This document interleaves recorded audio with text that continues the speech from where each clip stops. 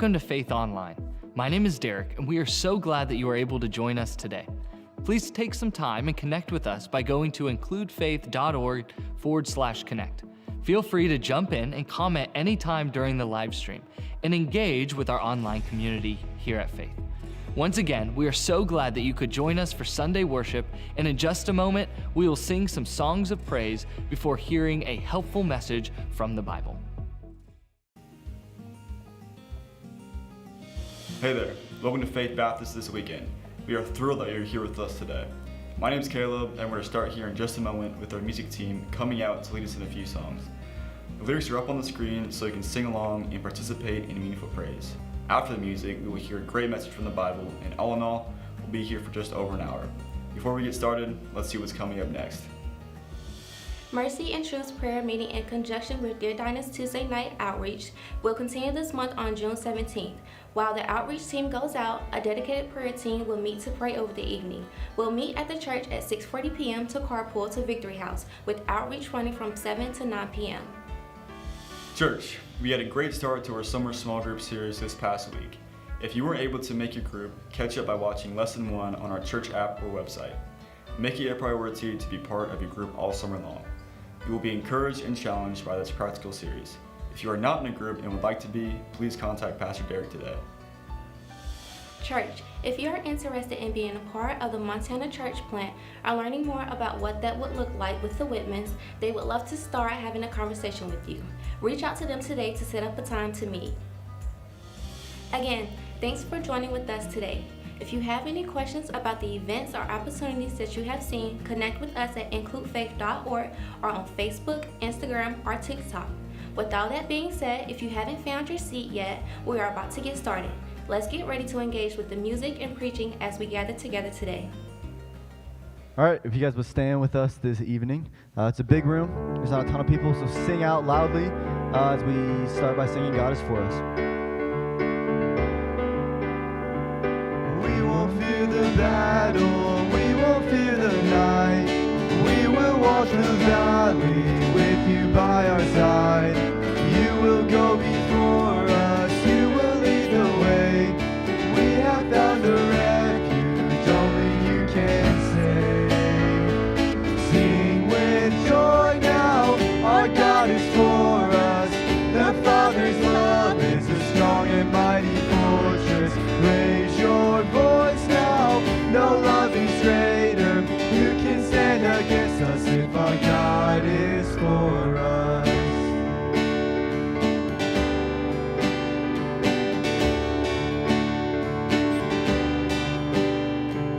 Even when I stumble, even when I fall, even when I turn back, still your love is sure.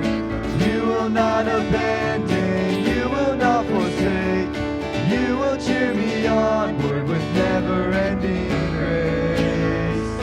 Sing with joy now, our God is for us. The Father's love is a strong and mighty fortress. Raise your voice now, no love is greater. Who can stand against us if our God is for us?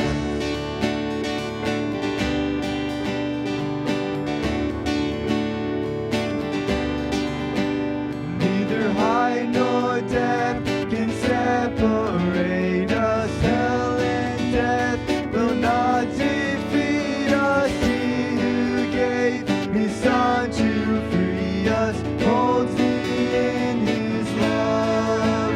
Neither height nor depth can separate us. Hell and death will not defeat us. He who gave his Son to free us holds me in his love.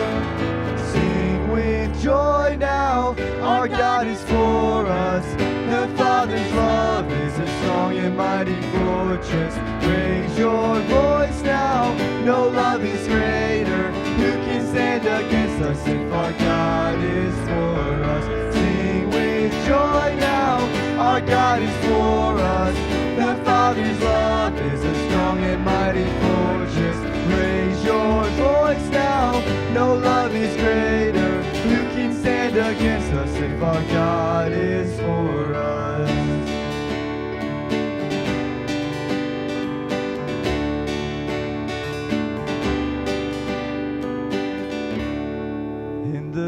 darkness we were waiting, without hope, without light, till from heaven you came running. There was mercy in your eyes, to fulfill the law and prophets. To a virgin came the word, from a throne of endless glory to a cradle in the dirt. Praise the Father. Praise the Father, praise the Son, praise the Spirit, three in one. God of glory, majesty, praise forever to the King of Kings. To reveal the kingdom coming, and to reconcile the lost, to redeem the whole creation. You did not despise the cross, for even in your suffering you saw to the other side, knowing this was our salvation. Jesus, for our sake you died.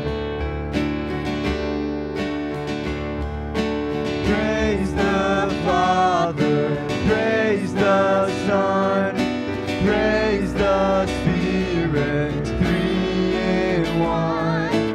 God of glory, majesty, praise forever to the King of Kings.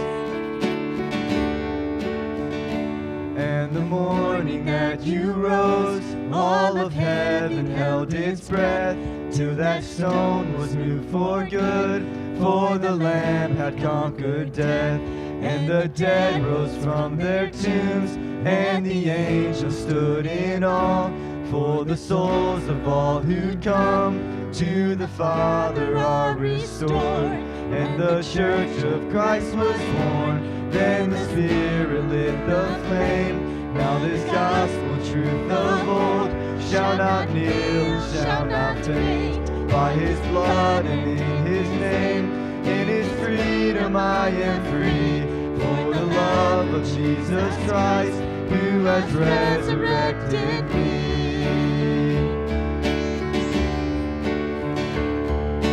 Praise the Father, praise the Son, praise the Spirit, three in one. God of glory, majesty, praise forever to the King of Kings. Praise forever to the King of Kings. Colossians 2:12-15.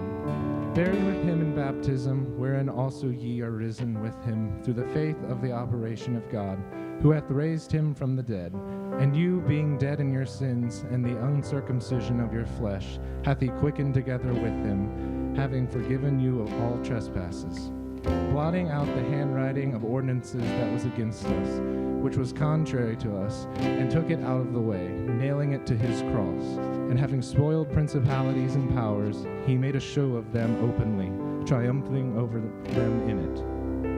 Let's continue. Jesus paid it all. I hear the Savior say, thy strength indeed is small. Child of weakness, watch and pray.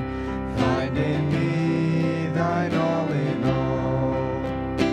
Jesus paid it all to him I owe.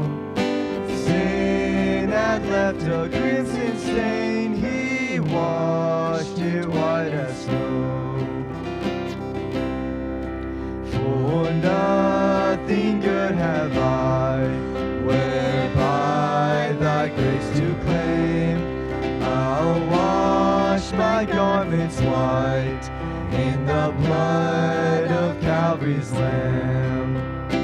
Jesus paid it all to him I owe.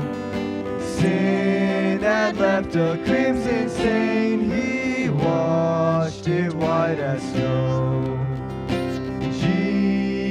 paid it all to him I owe. Sin had left a crimson stain, he washed it white as snow. Great singing, we'll love my God.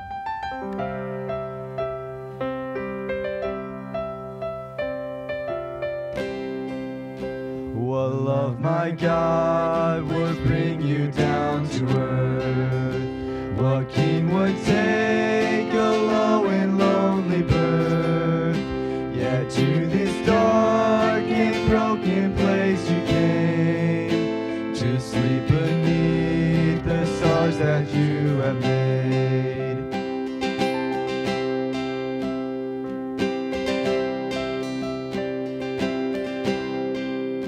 What love, my God, would stand the way of life, to walk the road rejected and despised, that you might know the weakness I possess, and be my rock of strength and righteousness. Oh, your love. Oh, your love, my God, like a flood, as heaven opened up, pouring out on us. Oh, praise the King who came to the world in his love like a mighty flood.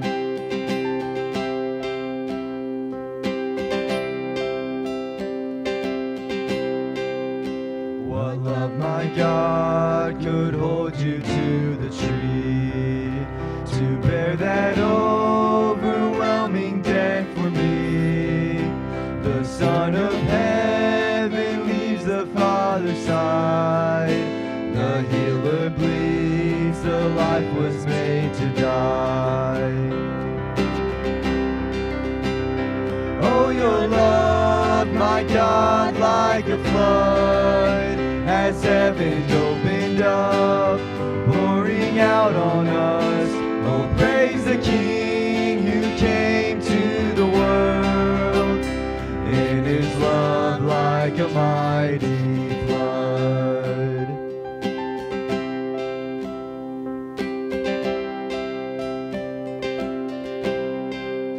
What love, my God, so gracious and extreme, was strong enough to come and fight for me, to go through hell and down into the grave, and raise me up to see you face to face. You raise me up to see you face to face. Oh, your love, my God, like a flood, as heaven opened up, pouring out on us. Oh, praise the King who came to the world in his love like a mighty flood. Oh, your love, my God, like a flood, as heaven opened up, pouring out on us. Oh, praise the King who came to the world in his love like a mighty flood, in his love like a mighty flood. Great singing this evening. You guys may be seated. As we go into our time of giving, it's just an opportunity to give back to the Lord for what he has provided to us. You can give by two ways, by going to includefaith.org/give, or by giving in the black box in the lobby.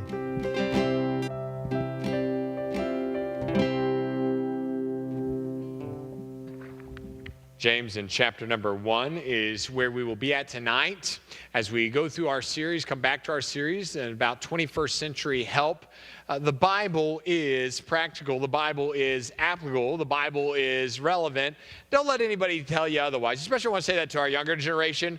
It's so inundated with, well, the Bible was back then, the Bible was. The Bible is. The Bible is the Word of God. It's helpful and proficient and sufficient for today as it talks about our God and His care and help for us.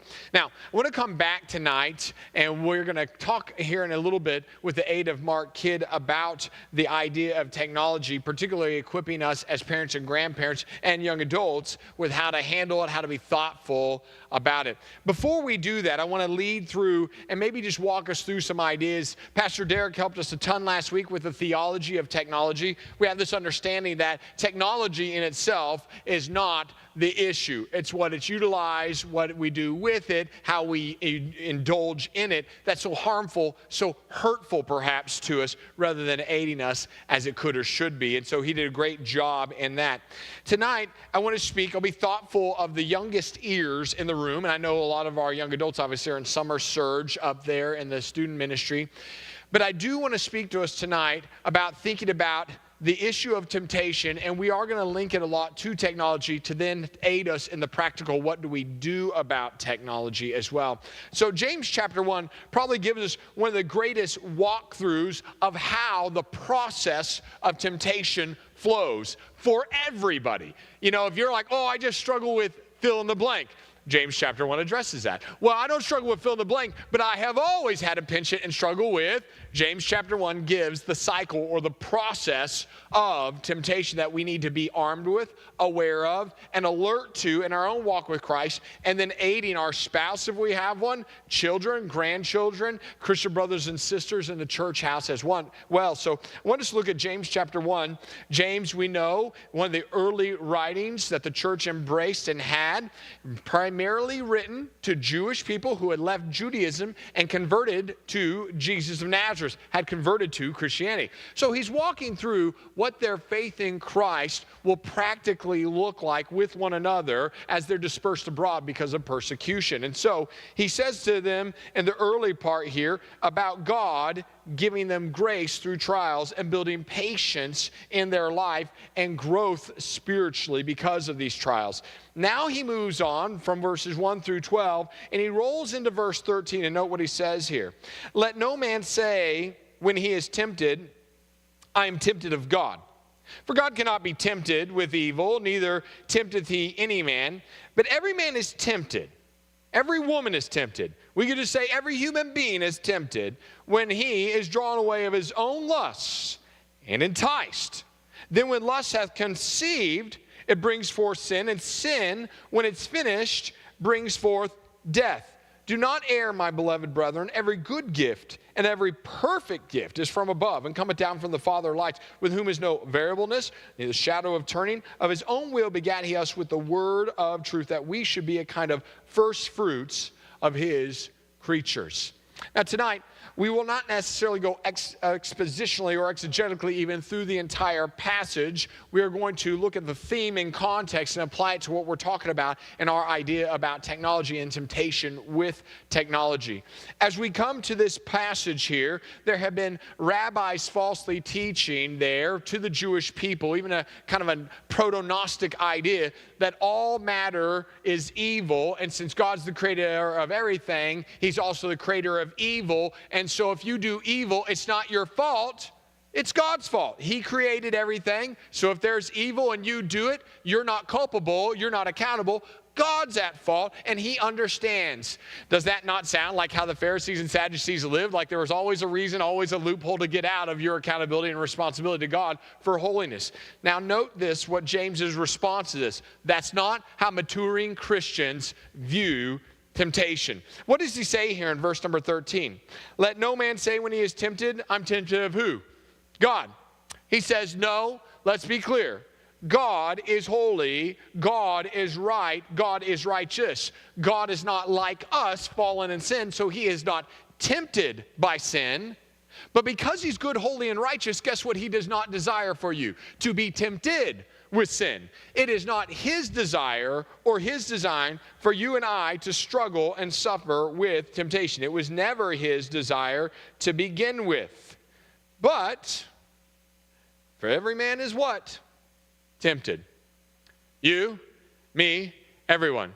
Can we just step back and recognize it's the height of foolishness to not be aware, I'm not saying indulgent, aware that you are a sinner who enjoys sinning and has temptations on the daily. So you could agree right there, right? Here's what happens. I think we get saved, and man, we know the forgiveness and freedom of salvation, and it's, wow, this is fantastic. It's like a weight's been lifted. Things are great. And then we continue growing and learning. And then I've seen it too many times, not only in my own life, but in ministry in Christ churches, we become more familiar about the Bible and somehow, some way become less dependent and a little numb to the fact that we need to continue growing in our sanctification. And it's almost as if we look at temptation as, well, sin wasn't really as bad. Well, it was bad enough that you were going to deserve hell forever for it, right? I was going to deserve hell forever. So we sometimes, if we're not careful, ease off this idea and we get into a very secular idea about temptation or about indulgence in temptation. James reminds us sin is serious. Pastor Jordan and I were reminded of this in a stark way for us personally. About 2 weeks ago, we were supposed to go to this pastor's training conference, and 2 days before, it gets canceled. And I was telling people, like, if it gets canceled, it's either moral or medical. It never is anything else that quick to time. And sure enough, sadly, it was a moral issue. And this guy who pastors a church, this guy who's been a help to pastors in learning about preaching and teaching, sadly, you know what he'd done? For whatever reason, he created a bunch of fake social media accounts just to slander folks. Now, he lost it all over this. His ministry, his help to other pastors, his church. And I remember hearing that thinking two things. Wow, that's really stupid. Why would you do that? And then quickly remembering, just because that's not appealing to me doesn't mean I don't struggle in things. That's what he did. But I'd be a fool to think that I'm not tempted and prone to things equally as foolish, stupid, and harmful to me. He says here, every person is tempted. As we think about temptation, we always want to begin remembering that God, in his kindness, his goodness, never desired or never designed us to encounter that, and that he is sufficient even as we go through it. But let's remember this cycle that temptation takes. He says every man's tempted. Now the idea here with temptation is one of longing and desire, and it's bent towards that which is forbidden or opposed to God's desire for us because of the curse and fall of sin. There's so many things God has given us in his kindness that sin tweaks and distorts. And so often in temptation, isn't that the case? It's not like you're going to jump wholesale away from God in all things in your mind, but it is what? Enough. You know, Eve didn't jump far away in idolatry and rebellion in our mind, did she? She just took a bite of the fruit. It wasn't that far away, and yet it was wholesale rebellion against God. We have to remember here that temptation is that which takes what God has said, God has set forth, God has desired and designed, and it just tweaks it opposed and opposite to God and in unrighteousness. No matter how good it may feel in our thoughts, our emotions, and our physical pleasures, whatever it is, it's still contrary to God, and therefore it does lead to that which is unrighteous and unholy and ultimately harmful to us and God's desire to go and work through us. Temptation often takes, again, the good and tweaks it to what becomes ill or bad. Now, when we think about technology and we think about temptation, it takes something God has created and harnessed that he's given us the ability to create because of his creative power he's given us in being his creation, and it takes it in a bad way. I mean, some of you are sitting in the room alive today because of technology, right? Alive today because 100 years ago, we didn't have the technology to keep you or me or somebody else alive. So that's a great usage of it. But as we talked about last week, we face a new epidemic spiritually, psychologically, even medically now with the issue of technology that we did not face even 50 or 100 years ago. So it's really important that we step back and remember temptation comes through good things that get tweaked and twisted. Now, James here says, here's the flow. Here's how it goes. You're tempted, and know what he says, of your own lust. I'll restate it and remind us, your temptations are not only legitimate, they are also very detrimental. But don't think yours are better or worse than somebody else's. Sinners are tempted with what? Sin. Do you remember the scene that Jesus gave us that one time? That there's a really holy, pious man praying, and then there's a really sorry dog praying. And remember what the guy does? He just beats his chest, won't even look up, and the other guy's over here like, I'm so glad that I am not like this other guy. And Jesus said one person went back justified that day. I'm not saying consequentially sin doesn't matter or have more effect than other sins. That's not what I'm saying. We know in God's economy, sin has degree of consequences, does it not? But we are wrong to assume that just because you're tempted with something that you don't see it nearly as graphic or terrible or obtuse to God, that it's not equally as harmful as somebody else that you look at as way worse, or how could they ever struggle with. So let's remember, James says your individual life is hampered with temptation of your own desires and longings. And then he says here's this exchange that happens. Being tempted isn't the sin. It's the indulgence of the temptation that is the sin and leads to more sin. Nobody said every man is tempted when they're drawn away of their own lust and then what? Enticed. And if you've done any reading or heard any sermons on this, you know the idea of enticed here in the Greek is the idea, what we would put in our modern times, of setting something. If you've ever gone fishing, I am a terrible fisherman, but if you've ever gone fishing, you know there's one thing you have to do once the fish bites. What do you have to do? Set the hook, right? You got a fish bite and wander all day, and it won't matter until you do what? Set the hook, reel them in. Set the hook, reel them in. That's what temptation does. Being tempted on the daily is part of our human existence. Heeding and giving in to the temptation is where we get on the track of sin and it having its effects in and through our mind, then through our life and our relationships, our stewardship that God has for us. So it hooks us and it starts the process, the cycle. He says, you are enticed. And that breaks forth into sin, the idea of it having a place in your life of dominion and power and accomplishment. And then this cycle just continues to its end result. He talks about it brings forth death. Ultimately, we know the wage of sin is a physical death and an eternal separation away from God forever. We know that. But what James is highlighting here is just the consistent consequences that come with sin. It's always that which is opposed to God. It's always that which is harmful to his spiritual flourishing he's desired and designed for us. So that's the cycle, right? We have temptations. When we heed those temptations, we give a space in our thoughts and therefore our choices and actions for the devil to operate in our flesh to indulge in. And until we come back and appropriate and align with God and the victory he has shared with us in the Lord Jesus, that hook remains, and it is a spot that continues to be pulled on and pulled on and pulled on towards its eventual consequence. And it may start off small and ubiquitous, but what does it do? It continues to get larger. Now, I think anybody with half a brain who's been in church for long and society for long would recognize what? We have a major problem with technology, probably in two significant areas. And I want to speak to these maybe a little bit bluntly, but in thought of the young ears in the room. Pastor Derek did a great job of reminding us of the first last week. What is it? Using technology and consuming.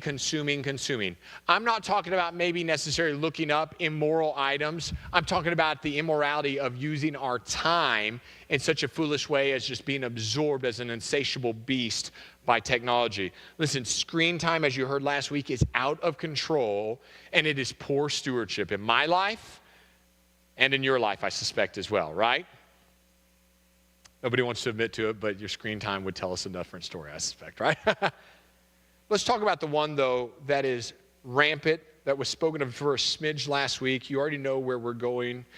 The issue of technology that is destroying men's lives, women's lives, particularly now young men and young women's lives, and a surprising category, senior citizens.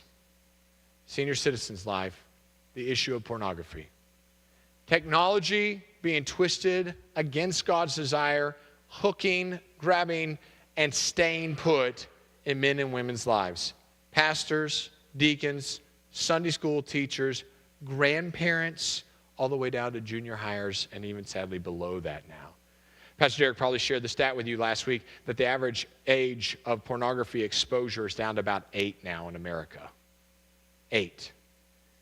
If you say, I don't know that I believe that, talk to any parent who has a kid in school, Christian school or public school, and it is rampant. I'm not saying your kid is openly indulging in this. I'm saying the exposure is sadly there. We want to be very thoughtful about what's going on in the issue of pornography, whether it's accidental exposure or intentional exposure to the point of what I maybe would use a strong word here, addiction, as it happens because of the process of bonding that God's created us to have and enjoy in our thoughts, in our relationships, in the blessing of marriage, but that pornography perverts and makes accessible in a broken way, in a bonding way. So we want to consider this issue. James says you have temptations. James says if you indulge them, they will hook you and they have a place in your thought life cycle there, and then they are leading that which is contrary. So I want you to consider tonight, especially to the parents and the young adults, and the surprising category that's been on the rise for a long time now, sadly, senior citizens, the issue of using technology for the usage of pornography.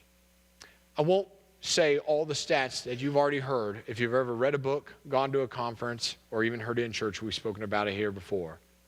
The numbers are astronomical. What gets spent, what gets filmed, what gets viewed. And I'm just here to say the growing number is on the younger end and the older end. I was talking to one of my older pastor mentors and asked him, what do you attribute pornography usage in the senior citizen category to? He goes, I don't know a good way to say it. He goes, it's horrific. He goes, but I just think it's because we never even could have imagined access like there is now. And we weren't really thinking or prepared for it. He goes, and then it starts. And just like anybody else, you get into a bad cycle. Grandmas, grandpas, you think, oh, no, that's not the case. Listen, there are even counselors encouraging senior citizens to utilize pornography now. My point with saying this is, let's be very aware of the danger, the real danger it is for your thought pattern, my thought pattern, and then how that starts to infiltrate our relationships. It starts in the soft and what I'd call accessible ways that it doesn't seem as blatant and exploitive, and then it just opens up, unfortunately, canal after canal in our thoughts. I won't bore you because I'm not a physician, number one, and number two, all the names are beyond my degree as far as being able to pronounce them. But the process of bonding in your brain is very intentional from God.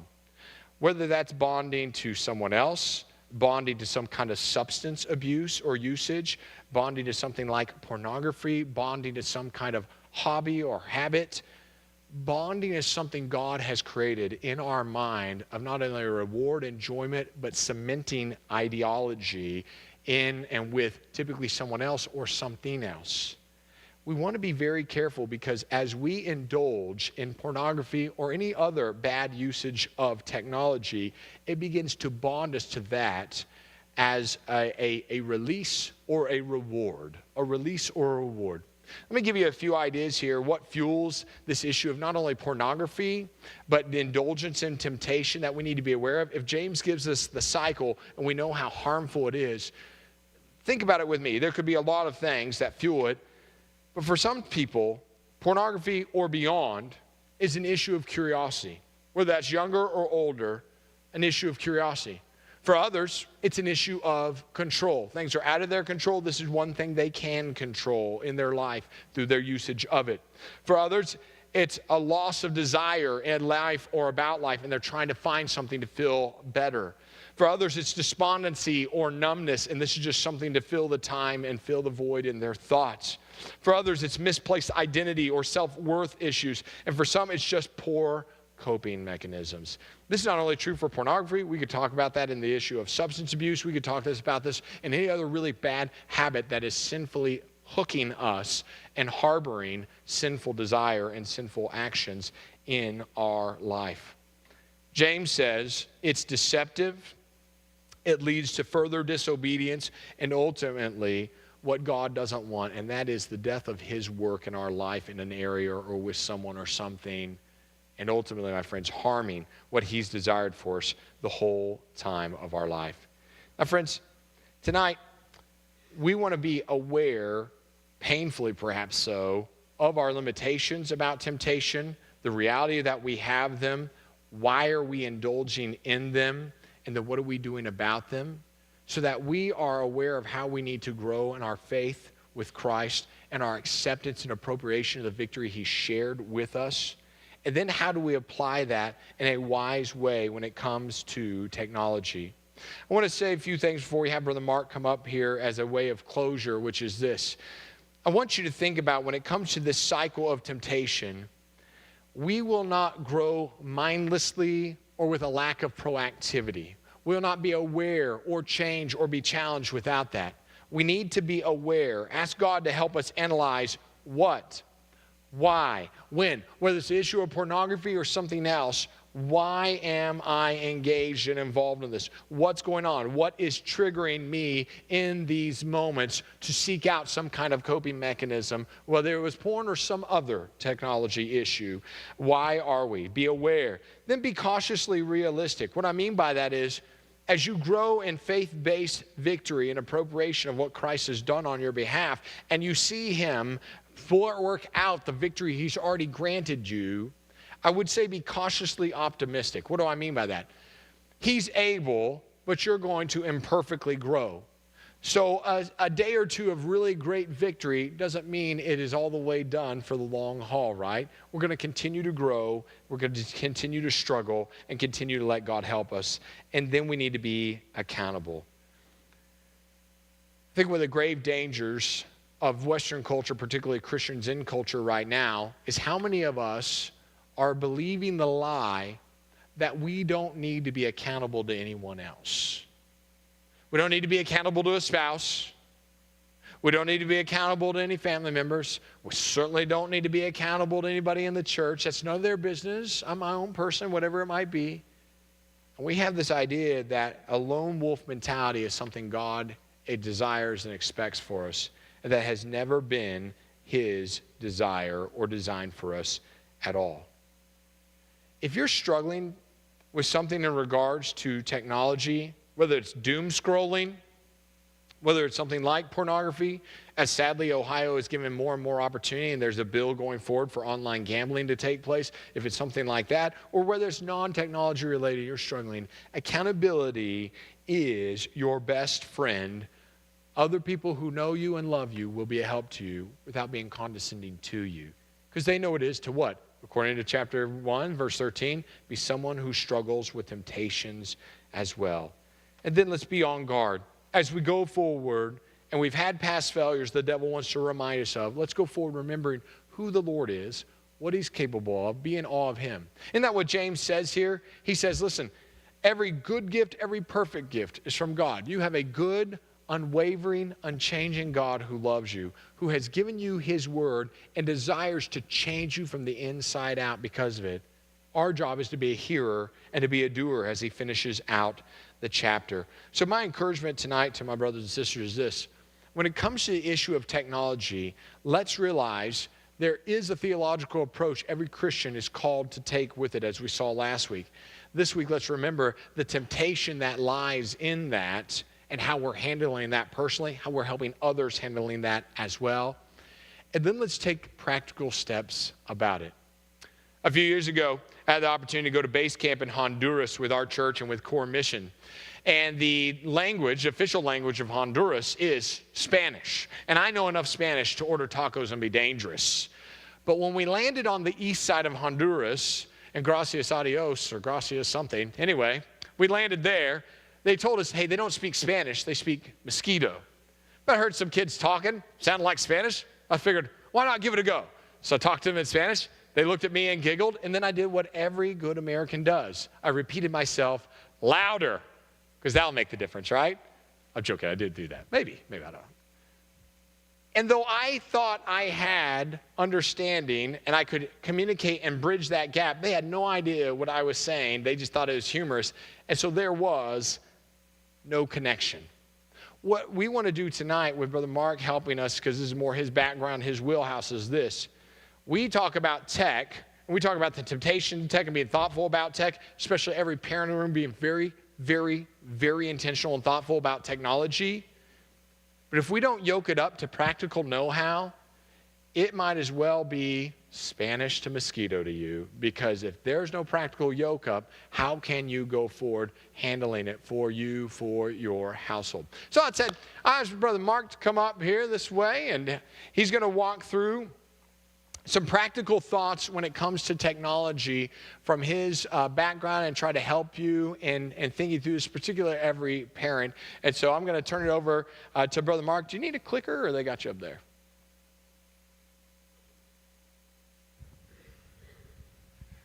All right, good evening. So I've got a handful of things to walk through. By no means is this going to be all inclusive or encompassing. And every family situation is different, right? So if you have questions specifically, you're more than welcome to flag me down, and we can talk about whatever's on your mind. But if you guys will go ahead and go forward to the next one for me. So the high-level question, right, specifically for parents to children, how can I protect my child from either harmful content or harmful communication or just harmful, like we said, addiction to just using technology or screens? And how can you help teach them responsible use of technology? Next slide. There is no one single answer, right? There is a multiple layer approach that you have to take to try and cover your bases. And even at that, nothing is foolproof. So what I'm going to talk about primarily is dependent upon your child's age, right? What you would want to set up or what you would want to have in place for your 8-year-old child is going to vastly differ from what you want for your high school senior. This is just one area of life where there's a growth mentality that you have to help shepherd, right?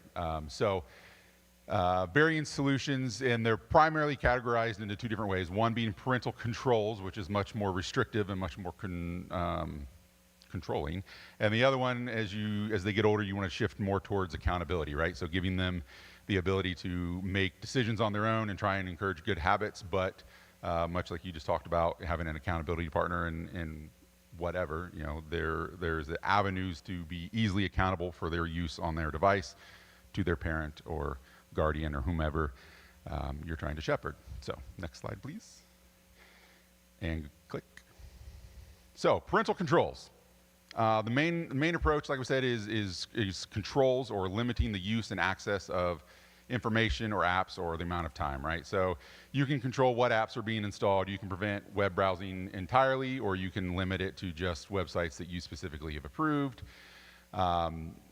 There's filtering services so that it's not always great to solely rely on a third party or a technology company to be the one deciding what your kids should or shouldn't see, but there are easy entry avenues into that.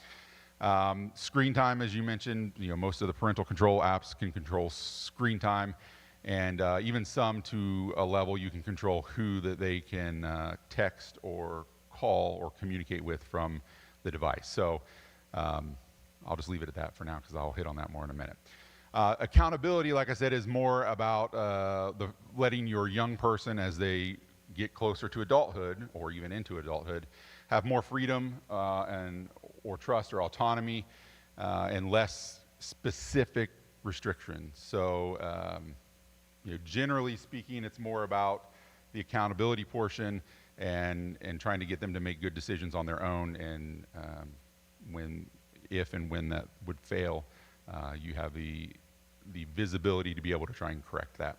So high level accountability is more about tracking the usage or the browsing history, showing the metrics around their screen time and usage and what apps that they're using the most. And even some go to a level of taking on an interval, whether it's 30 seconds, 60 seconds, a screenshot of the device So even if there were mechanisms that they were utilizing to try and circumvent any of the protections, you're getting a snapshot, a screenshot of what that device is showing them every 30 seconds, 60 seconds, and it logs it. Not that you're getting an image every 60 seconds, but it's tracked, accountable, logged, and you can go back and review, if need be, what they were consuming. Next. Go ahead. So the question at the top is this kind of answers the multi-layered approach, right? One of the questions I get most often is, hey, if I just filter and put content filtering on my internet at home, I'm good, right? Like if I just make sure that there's no inappropriate sites that they can visit using a third party as a filtering service, I've covered it, right? Well, not necessarily. So without getting too far into the weeds on technical items, nowadays, most all of your internet traffic is encrypted, meaning when your device is talking to, let's call it a server, it could be many things, it could be another person, but when your device is communicating with somebody else on the other end, that network traffic is encrypted. So your router at your home can't see what information is being communicated. The only information it knows is the source, your phone or your child's phone, the destination, where the data is being sent, and what the size of those data packets are. The actual message or the actual image or the content is encrypted and hidden. So your home router, home end user electronic level electronics can not inspect that encrypted information. So it's really a large blind spot to end user consumer grade equipment. It can be done, but it's usually enterprise level grade equipment. So you're way out of what you'd be looking to spend on equipment to be able to inspect encrypted traffic flowing across your home network. So know that that's a large blind spot if you're relying just solely on trying to control it at the point of your home internet, because all you're able to do is filter what the destination is or what your child or your device is trying to talk to, who it's sending information to. You're not able to see the encrypted information that is being sent. I think I probably just summarized that for the most part. So the most robust solutions, like I mentioned, take screenshots on a certain interval. It gives you specific, indisputable evidence of what they were doing on their device. And that's, I don't want to call it spying, right? But you're trying to give autonomy and the ability to make good decisions. And as we know, we're all sinners. We already talked about that. And it can be a very slippery slope and a very quick slope of going down these rabbit holes of inappropriate content or just inappropriate communication with others. So if you're looking at what tools are most effective, any solutions that implement something along these lines is probably going to be your strongest set of parental controls wrapped up in that. And then this, I don't want to say this so it doesn't sound like it's a cheat code for everybody. So if your child has a phone, and again, going back to well, as long as I have my home internet filtered and content protected, I've got my bases covered. Well, that's not necessarily true. If your child has a cell phone that has cellular connectivity, there's one button they have to press to be able to not use your home Wi-Fi. And that's the little Wi-Fi button up in the top of their tray. Now all of a sudden they're using their cellular connectivity, and whatever you have set in place at home is completely bypassed. They're not even utilizing it. So that's where the multi-layer approach is important, because one single control point is circumventable. And then largely, unfortunately, even if you've set up controls and restrictions, one of the biggest blind spots or easiest ways of access for your child to get into something that you'd rather they didn't is directly through their friends and their friends' devices. So even if you'd gone to the level of restricting who your child could call or text message with from their phone, and you've included a handful of their friends, well, if that friend has unfettered access to the internet, their one text message or one image sent via text message away from sharing that content that you were trying to protect your child from the start. So you need to be very mindful that even though you're allowing communication between your child and what you would hope would be a trusted friend, again, we can all fall victim to making a poor choice in a moment and sharing content. Potentially they share content with your child that you'd rather they not see. And again, it's not just pornography in this day and age. It can be a level of bullying or just kind of cyber hate too. There's a lot of unfavorable behaviors that can happen in a digital communication form that seems way less consequential than if it was in person. So just keep in mind that on the surface, you may think, oh, it's just a simple text messaging app for my daughter to be able to talk to her friends at school. Really, it's a very, it's still a very accessible avenue for tough content or tough conversations to happen between your child and someone else. So, and then a non-technical solution to some of these challenges is only allow their devices in communal family spaces. Don't allow them to take their device to the bedroom or to the bathroom or somewhere where there's no open accountability of what they're doing on it, right? Even if you have all of these other parental controls in place, there's certain things that they are not going to engage in if they're in the room with you. I mean, they could be trying to hide things and be in the room with you, but your monitoring of their usage is going to go so much farther than relying on an app or a technology to do it for you. So strongly encourage limiting the usage of devices, especially within your home, to in eyesight of you. That goes for phones, computers, tablets, iPads, anything that's digital and connected. And then this is by no means a all-encompassing list, but these are kind of some industry leaders of the different things we talked about, whether it's parental control apps or content filtering methods. All of the large technology companies, Google, Apple, Microsoft, they've gotten to the point now where they all individually have their own control mechanism. So you see Google Family Link. Well, that's going to be your Android solution for parental controls and content monitoring. You've got Microsoft Family Safety. That's going to cover your Windows and all your Microsoft stuff. I didn't intentionally leave Apple off of here, but is it just part of screen time? Any Apple people? Is it just rolled up under screen time? Maybe, maybe not. Derek, you gave me a thumbs up? Okay. I'm not an Apple user. And like I said, this is by no means all-encompassing. OpenDNS is one of the URL filtering services that is free and easy to set up and use. Again, it's not foolproof. There are ways to circumvent that solution, but multi-layer approach, right? If you're trying to filter content from your home internet connection and their device has restrictions that are built into it, whether it's an Android device or an iOS device. And then maybe even on top of that, you utilize something like Bark or Fenced AI that is a third party that comes with a subscription, but again has more controls and more accountability for you to be able to control what they're accessing, control what they're doing, and have metrics around their usage of their devices. I think that was my last slide, yeah.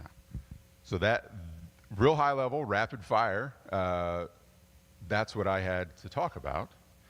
Like I said, if at any time, if anybody wants to bounce anything off of me, I'm more than happy to talk about it, even if it's something customized to your certain requirements. If you have a unique situation that you're trying to figure out how to bring some accountability or control to, and some of the mainstream solutions you've looked at won't work for you, then let's talk and see what we can come up with. But other than that, are we going to do a little Q&A or anything like that?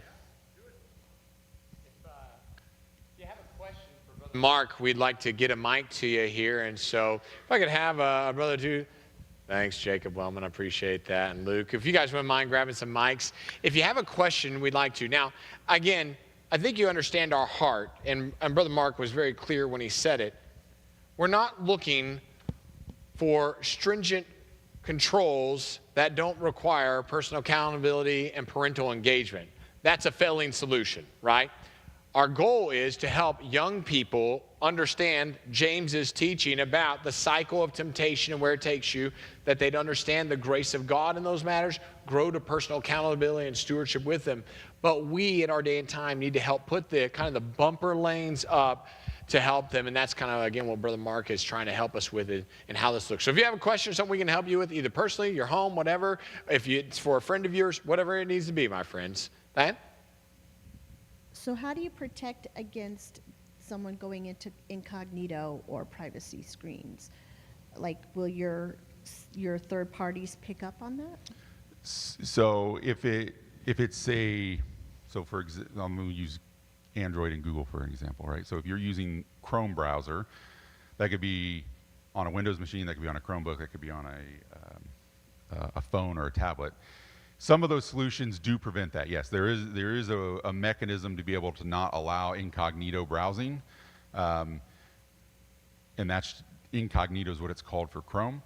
But I would say the other challenge to that is there are so many more web browsers besides Chrome that if you're not controlling what apps your young person could put on their phone, they could go pick any other web browser that has an incognito feature that doesn't track any of their browsing history. And if it's not a well-known web browser that's integrated with Google's Family Time, then at the device level, there's not a way to stop that. Again, if they were accessing it from your home internet and you had a tool in place to content filter, it could block it there. But that's the type of scenario where I was talking about the apps that take the screenshots. It's not necessarily going to stop it or block it on the front set, but it should alert to you that, well, why is little Timmy using a web browser that I've never heard of for 30 minutes a day? Well, let me go see what he's doing while he's using this web browsing app. And then now you've got, an every 60-second screenshot of what they were viewing in this application that you've never heard of. So there are ways to circumvent a lot of these controls and just the nature of technology and the insatiable desire to sin. There's always people trying to circumvent and or get rich off of the ability to circumvent some of these controls. And that's where it comes more into the viewing and accountability and the metrics around what they're doing. So, long answer to your question. I'll try and shorten it.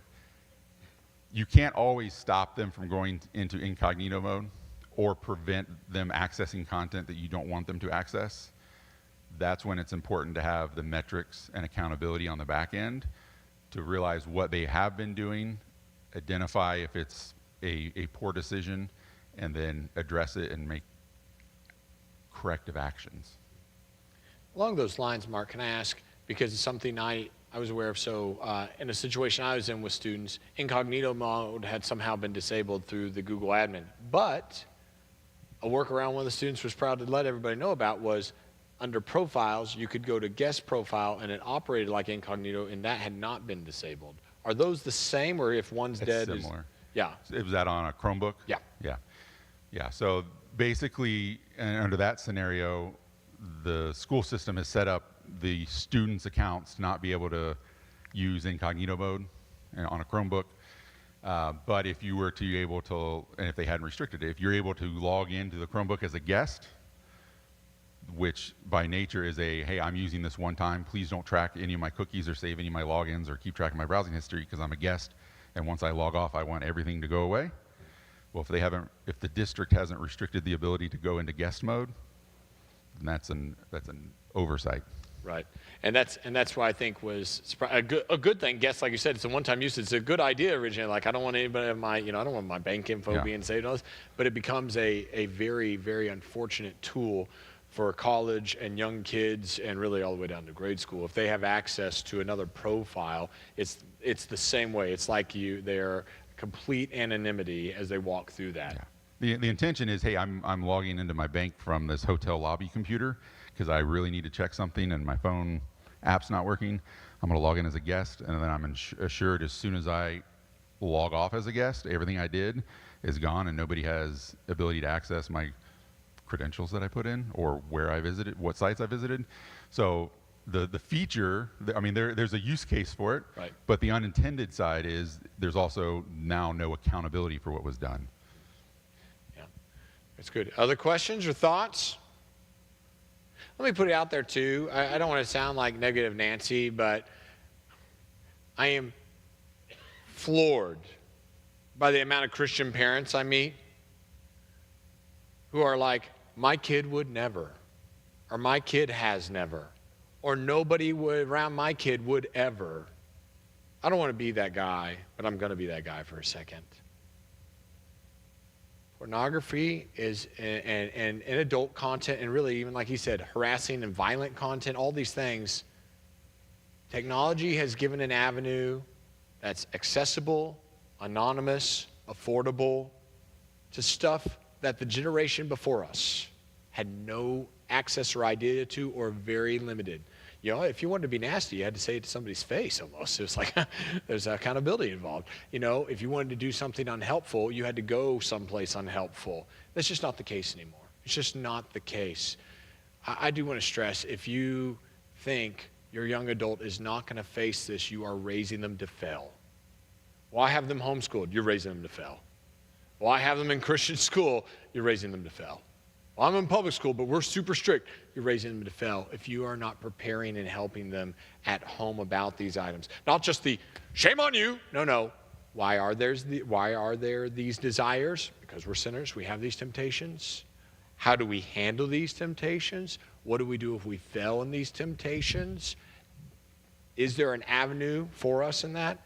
And I want to speak to grandparents. I know it's maybe a tricky balance. I'm not the mom or dad. Okay, engage your grandkids about it. Man, engage them. Let them know you pray for them about it. Let them know if there's ever anything they want to talk about in this sphere, you'd be glad to help them in any way, shape, or form. I'm just telling you, it is not, epidemic is not an overstatement here. Not just with young adults. I'm telling you, the saddest rising audiences, preteen girls, and over 65 men and women. Fastest rising audience in the last 2 years. Under preteen, under 13 girls, over 65 men and women. Crazy boom in those audience, and it's very, very discouraging. In fact, I'm going to go beyond that and say there's some new studies just came out. Young women are the fastest growing non-demographic in America right now. Young women.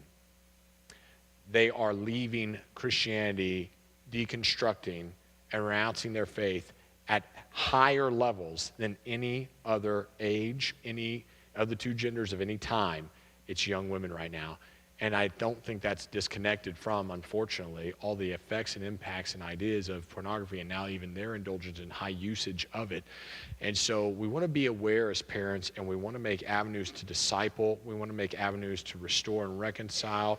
And we want that to be clear and taught in our home. And we want them to be an aid to their friends as well. Other questions? We don't want to belabor it, but this is a big subject matter, and we want you to be able to ask and work through some things.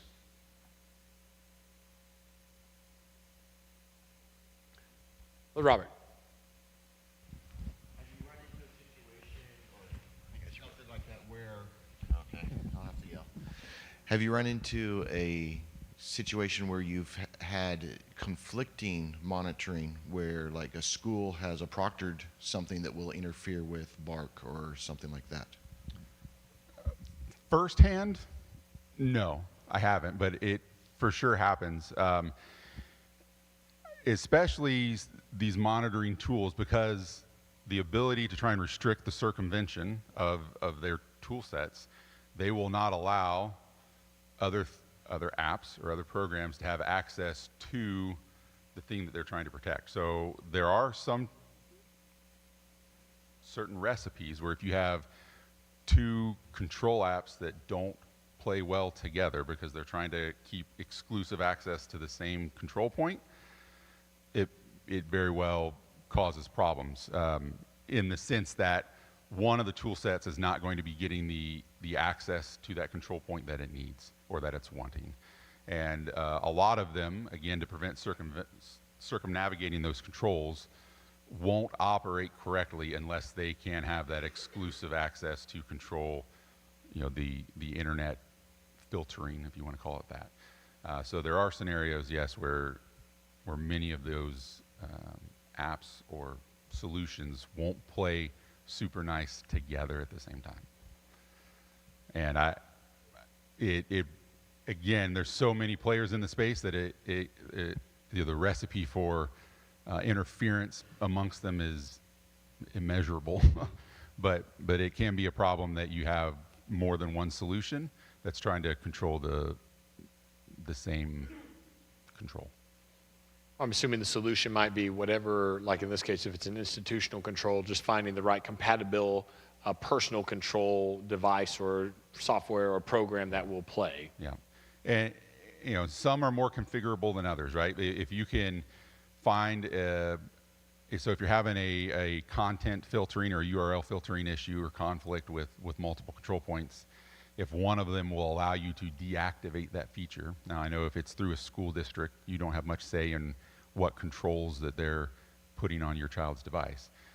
But if you can select something that will allow you to give the authority to the school district's implementation that you can't control, but still utilize their other tool sets that they're offering brings, that would be advantageous, obviously. But it is difficult because because they're trying to be protective and prevent that circumnavigation of those controls. They usually are not configured to easily forego any one of those control points. Good question. Any others? As we get down there to Caleb, I just want to remind us, this is about discipling the next generation, helping the next generation with something maybe you never had to face. So let's make sure we go for that as the goal, not just, again, the software, though that's really crucial and helpful. Yeah, is there as far as doom scrolling and brain rotting all day? I know Apple has one where it's it limits your screen time or whatever. Is there anything else other than that to help control just how much just brain rot and doom scrolling all day content you control? So if there's screen time controls built in, I think I've heard it as a joke before that somebody had to set up screen time on themselves and then give their spouse the passcode for it. So much like when his name's Pastor Jordan.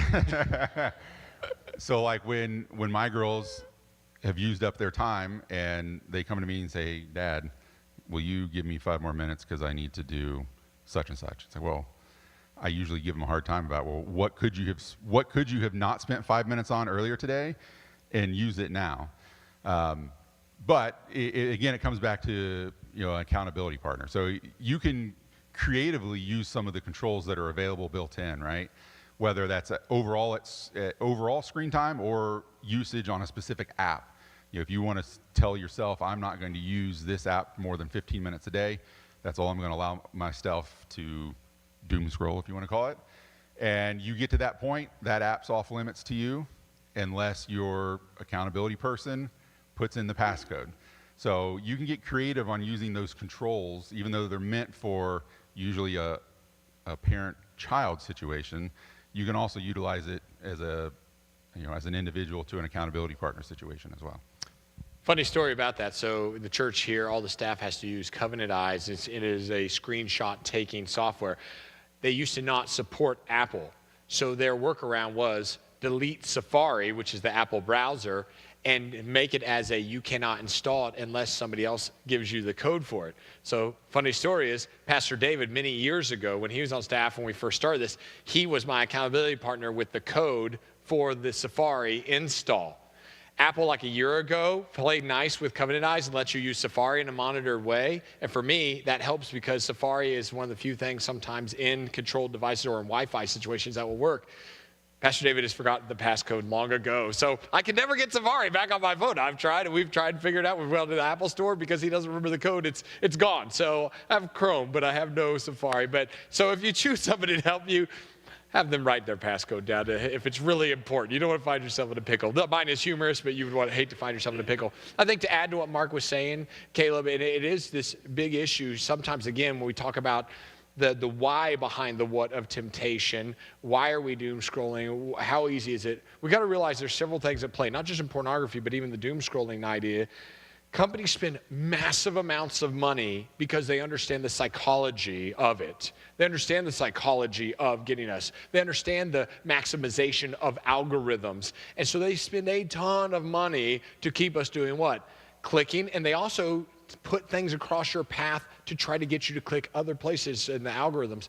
So my point is, if it is to a point where it's like, man, I need to chill and the screen time isn't working, listen, if you have to take another step, take another step. And what is it like called light phone, I think, right now? There's a lot of them like that. It basically is a dumb phone on purpose. And I think we've come full cycle now. It's like, smartphones are the best. Now we're like, smartphones are the worst. Just give me a dumb phone again. And so there's this full cycle situation where you can literally buy a phone that's all it does. And you'd be surprised how many people are using that in different spheres and sectors to try to help limit and focus because they know how easy it is to just fritter time away, as it were. So I would say, like Mark said, do what you can to make that a better reality of time stewardship and morality in our time stewardship. Other questions? All right, I appreciate it. Thanks for the Mark. I'm going to add one caveat. Caveat. I'm not an expert. I don't know it all. Like I said, I'm happy to have a conversation and try and help you where I can, but I don't have the answers for everything. So don't feel like I'm the be all end all on how to accomplish what you're trying to accomplish. So that's all I wanted to say. I'm more than willing to try and help, but the antidote, or you kind of referenced it, right? So when I was younger, I remember trying to circumvent my parents' controls, right? And it was to play video games on the home computer after school before my parents got home, and they ended up having to put a BIOS password on the computer, which means even before it boots into Windows, it asks for a password, and the computer won't boot unless you put that password in. And I remember trying so many different things to try and guess their password. Like, I wasted so much time trying to guess my parents' password so that I could get on and play video games after school before they got home. I don't even know why I was making that point, but here's the funny part. Here's the funny part is eventually, once I was old enough, they told me what that password was. And it was the brand name of the computer monitor. So the whole time, the password was staring me in the face. So I think I was trying to go somewhere in that the technology is always changing. The attempts to circumvent the technology is one step behind it, or half a step. And you may have a situation that I've never thought of before, or that I've never heard somebody else have to deal with before. So I may not have the answer, but I'm more than happy to talk through it and try and come up with a solution that would work for you in your situation. Well, we appreciate that, expert Mark Kidd. Thanks. Expert. Let me give you just one final thought that we referenced a second ago. Again, the goal, let's understand it in two fronts. We're trying to be proactive on the front end, but that does not mean there won't have to be changes and choices on the back end, okay? You can continue to play the losing game of trying to lock down everything. Really, our goal is what? To disciple them, prepare them. They should understand and have talks about this with you so they're aware. And I get there's this balance of like, how do I not destroy innocence but prepare them? Be thoughtful, but be intentional. I said it a minute ago, the cartels have a philosophy when it comes to opening up their drugs in a new area. Particularly, we've experienced this sadly in our area with heroin. They started off very cheap. They'll even take a loss to do what? Build a consumer base, if you understand and appreciate me. I'm not trying to sound unkind about that. You know what these companies who promote doom scrolling and pornography as well, doom scrolling just the endless videos for more clicks and more revenue, but also pornography, they will pump tons of money into billions and billions of dollars into advertising to leverage algorithms. And listen, not all the algorithms are because you have looked at something. You could be a massive fan of, motorcycles and Captain Crunch. And then through a social media video, they'll slip in one because they have paid enough and leveraged enough to do that, to break your algorithm cycle. And then if it scrolls on your screen for X amount, that algorithm now is in play. So I would just challenge us if we think, well, I know my kid's only using social media for the following. Number one, I would highly, highly encourage, and now this is backed up by pediatricians and psychologists, if that's not enough as well, I would eliminate social media as an option for your young person entirely. Disciple them to the point where they get to adulthood and they can make that decision in a reasonable, responsible way. But I'm just telling you, social media is just a wasteland out there, particularly in the video and in the DM section of things, especially as we have things like Snapchat. I know Pastor Derek referenced these last week. They're just a wasteland of anonymous living. We don't want that. We want to teach them responsibility, grace, Christian maturity, that they would be able to steward technology imperfectly, but well, and know that we're always here to help them and aid them and even share our own struggles with it. I just want to challenge us as parents and as grandparents, as aunts, as uncles, as great-grandparents. This is one of the crippling issues of sanctification right now, and maybe worldwide, but particularly in Western culture. Not only because of the vileness of things that are out there, but frankly, just the usage, poor usage of time, entertaining ourselves to death, myself included. So let's be very thoughtful and very thorough in our own practices, but then how we disciple those in our household towards that openness, accountability, transparency, communication, and it'll be to our betterment for that.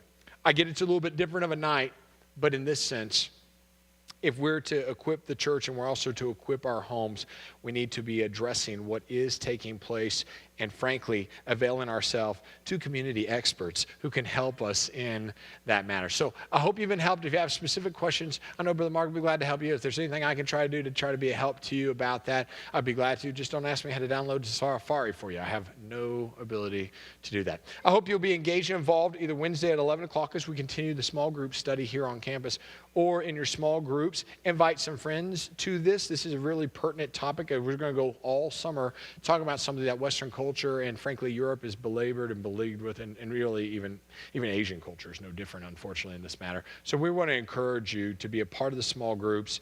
Think through it. I understand from the very get-go the subject seems completely out of touch, unrealistic, maybe even the word impossible is on the horizon for us. Let's just take a breather, go through the series, think through, walk through, and ask, do I believe that? Have I been culturally conditioned to believe that?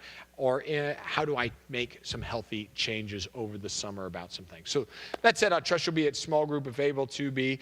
And then again, Res people, get ready for our trip this upcoming Friday as we go to the Res. Church, please pray for this first mission trip of the summer as we go out to do youth camp there on the Navajo Reservation. If there's anything we can do for you this week as the pastors here, we want to be a help to you. Let us know, otherwise you are dismissed.